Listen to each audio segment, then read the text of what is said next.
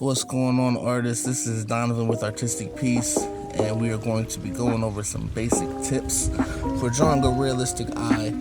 My materials I'm going to be using today are charcoal pencil that you'll see now. I have some pastel as well from Prismacolor brand. And first tip, we want to draw like an almond football type shape, and we want to pay attention that our iris is going to be making a perfect circle. Alright, now you're not full circle depending on how the eye is looking, unless they're pretty like bugged open or looking surprised. Oftentimes, almost a little bit less than half of that's going to be covered. Alright, now when making the shape of the eye, I like to keep that top of the lid darker than the bottom. I believe that comes from just how we have the groupings of eyelashes up top. So making that top lid darker, and then maybe like the quarter of the corner, coming down to the side a little darker as well.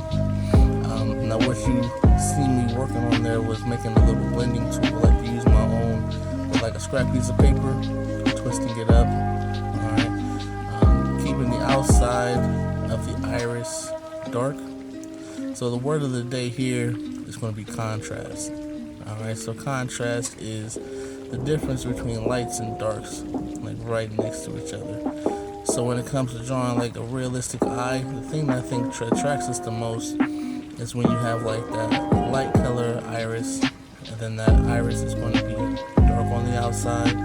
This particular eye is going to probably have a lot of mascara or makeup, which once again brings that contrast. So we're going to be doing like a flicking motion here, creating those eyelashes. They're going to gather mostly on the outside of the eye. As you start coming in, they'll spread apart a little bit more. Going to be a little bit more few and far between as you go further.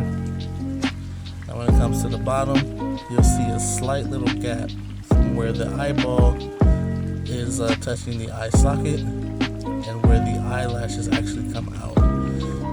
You'll see that more once I zoom in at the end. But those eyelashes are coming actually from that second layer, and they're not going to be nearly as long or as plentiful on the bottom. This particular one actually even has more than you usually see. In most cases, most people only have just a few little hairs on there. Now because this is more of a detailed picture focusing on the eye, you're not typically going to have a whole lot of detail in the eye, because it's going to be so small, depending on how big of a face you're doing. But this is good to know for when you are, like, say, doing character design or doing a big portrait. You can know the anatomy of how the eye actually looks. So now when it comes to our eyebrows, we're going to be drawing those in the same way our eyebrows actually grow.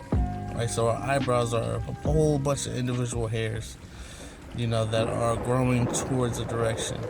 So when we're filling those in, we want to create those hairs going in that direction. If it's a thicker eyebrow, you'll have more hair gathered together. If it's a lighter eyebrow, then you're only going to have a few, right? So now I'm just kind of adding a couple different shadings. One of the things I love about that charcoal pencil is that you can really blend and smear really easily and get a lot of those mid-tones. So speaking of contrast, I'm coming back with my white pastel, adding a couple highlights, couple glares.